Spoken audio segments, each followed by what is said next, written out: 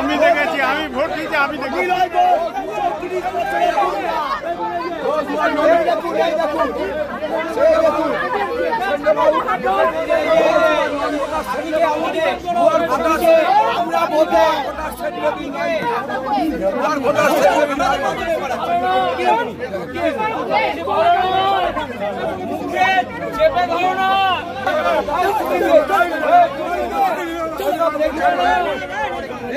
বাচ্চা ছেলে কিন্তু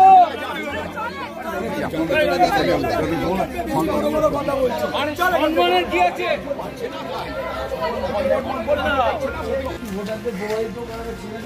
কে ভোটারদের প্রভাবিত করছে? ফালতু কথা একদম বলবেন না। আপনি ফালতু কথা বলছেন কেন? আপনি ফালতু কথা বলছেন কেন? আর ব্যস্ত হচ্ছে, আমি দাঁড়িয়ে আছি। আমি কথা লড়বো, আপনি কি করবেন? আমি কথা লড়বো, আপনি কি করবেন? আপনি কে? আপনি কে? আমি তন্ময় ভট্টাচার্য ক্যান্ডিডেট।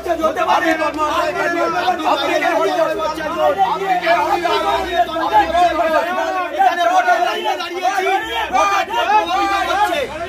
আমরা ভোটের লাইনে দাঁড়িয়েছি, ভোটারদের প্রভাবিত করছে।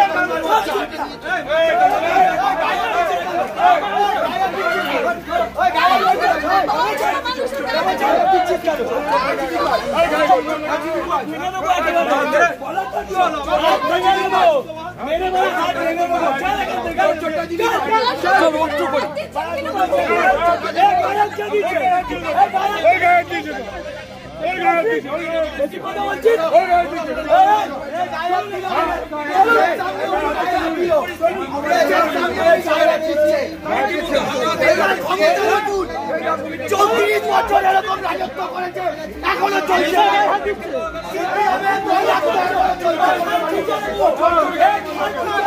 সিপিএমের দৌড়াত্ম এখনো চলছে। এই নিয়ে যা নিয়ে যা নিয়ে যা নিয়ে যা। আপনি মস্তান হয়ে গেছে। আপনি মস্তান, আপনি মস্তান, আপনি মস্তান, মস্তান।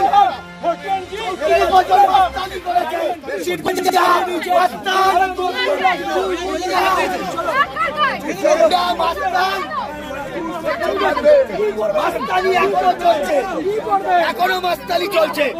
এত বয়স কি করে গায়ে হাত দিলি?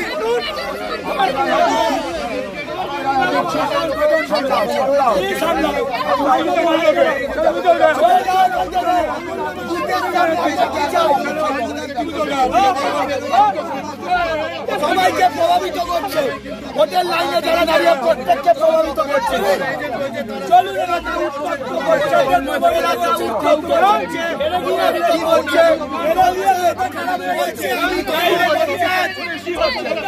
বলছে সিপিএম কে ভোট দিন।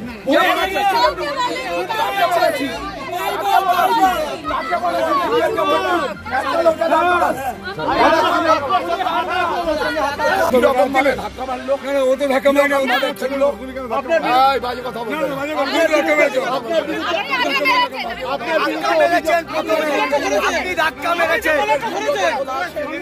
যা তোমাদের টিভিতে তোলা আছে তোমরা তাই দেখো। উনি এসেছেন বিরুদ্ধে অভিযোগ ভোটারদের প্রভাবিত করছেন। উনি এসে বলতে পারতো। উনি এসে ওনাকে যখন বলালো ভোটারদের প্রভাবিত করছেন কেন, উনি ধাক্কা দিলেন। উনি একজন এজেন্ট পাচ্ছেন। উনি কি করে মানুষকে ধাক্কা দিতে পারে? প্রভাবিত করছে লাইনে দাঁড়িয়ে যারা, তাদেরকে তাদের সাথে দাঁড়িয়ে এখনো বলছি আপনি এখানে লাইনে দাঁড়িয়ে আবার চোরটা চলে আসছে। আপনি ভোটারকে প্রভাবিত করছেন। আপনি তন্ময় বচ্চা প্রত্যেকটা ভোটার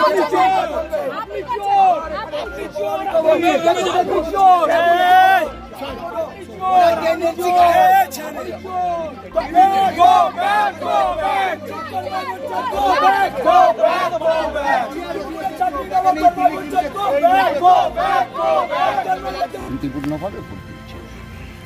আমি সাধারণভাবে প্রার্থী হিসাবে যেমন সব বুথ ঘুরে বেড়ানোর কথা তেমন সব বুথ ঘুরে বেড়াচ্ছি। এখানকার শেষ বুথটা থেকে আমি যখন বেরোচ্ছি তখন আমার একটি মানে এই অঞ্চলে আমার পার্টির নেতা, তার মেয়ে ওখানে দাঁড়িয়েছে। আমি তাকে ন্যাচারালি জড়িয়ে ধরে ব্রাভো করেছি, করে ওর ভাইটাকে বলি যে আই মস্তান, তুই মস্তানি করছিস এই বলে আমি চলে আসছি।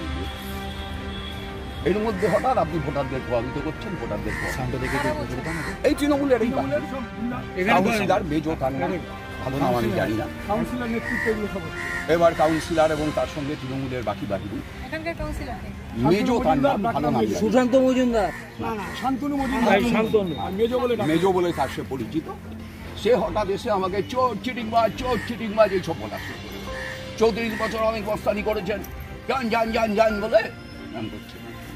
তো যখন চোর চিটিংবাজ বলেছে তখন আমি ওকে এখানটায় হাত দিয়েছি। তুই চোর চিটিংবাজ কাকে বলছিস? ধরেছে খালি ধরে হাত দিয়ে এইখানটায় এই টাচ করে ঠিক আছে, চোর চিটিংবাজ কাকে বলছিস? আপনাকে বলছি বলে সবাই মিলে হাউলিং চিৎকার করে। তখন আমি বলেছি পড়ে যা, করে যা বলার বলে যা। তার আগে এই মেজো তার বাহিনী নিয়ে বুথে বুথে ঘুরে আমাদের পোলিং এজেন্টদের বলেছে আধ ঘন্টা আমাদের টাইম দিতে হবে, মানে আধ ঘন্টা ওরা ছাপ্পা পারবে সেই টাইম দিতে হবে। এই মেজো আমাদের পোলিং এজেন্টকে বলেছে। আমার পোলিং এজেন্টের নাম শিখা দাস, ভেতরে বসে আছে, আপনারা গিয়ে জিজ্ঞেস করতে পারেন, তাকে বলেছে। এটা 14 নম্বর। সেখানে এই মেজো ঢুকে এটা বলেছে, অর্থাৎ ছাপ্পা ভোট দেবে তার অপশন। এখানে উত্তরায়ণ হাউজিং এস্টেটে মোটরসাইকেলে করে 2জন করে লোক নিয়ে যাচ্ছে, ছেড়ে দিচ্ছে, চলে আসছে। আমি জানি না তাদেরকে জেনুইন ভোটার প্রেফারেন্স কোথায়, আমি কোনো অভিযোগও করছি না, সেটা দেখার জন্য পুলিশ এজেন্ট আছে। আসলে আমার যেটা মনে হয়েছে সেটা হচ্ছে এই যে শান্তিপূর্ণ ভোট হচ্ছে, ছাপ্পা ভোট দিতে পারছে না, পুলিশ প্রশাসন নির্বাচন কমিশনের যে ব্যবস্থা হয়েছে, খুব স্বাভাবিকভাবেই যারা ভোট লুট করে তারা এই ব্যবস্থায় অসন্তুষ্ট। এই অসন্তোষটা প্রকাশে একটা অপশন খুঁজছিল তারা।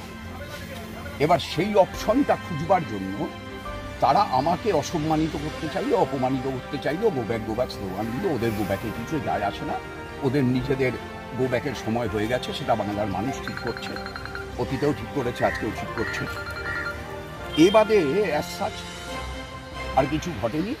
তারপর আপনাদের সামনে আপনারা দেখলেন, আপনারা যখন আমার বাইক চাইছেন তখন আবার এখানে এসে হচ্ছে আবার মিথ্যাচার করা শুরু করলো। আমি যখন বললাম চলে যেতে, আপনারা আমার বাইক নিচ্ছেন, তখন আবার এইসব গোব্যাক শুরু করলো। এখন এইটা হচ্ছে ওদের স্টাইল, এইটাই তৃণমূল কংগ্রেস, এটাই ওদের কালচার। এই নিয়েও উদ্বিগ্ন হয়ে কিছু নেই, অসন্তুষ্ট হয়ে কিছু নেই। ভোটটা শান্তিপূর্ণভাবে হোক, মানুষ ভোট দিক, মানুষ এই ঘটনা দেখলে এই ঘটনার থেকে মানুষও বুঝুন। না আর কোনো অশান্তির খবর নেই।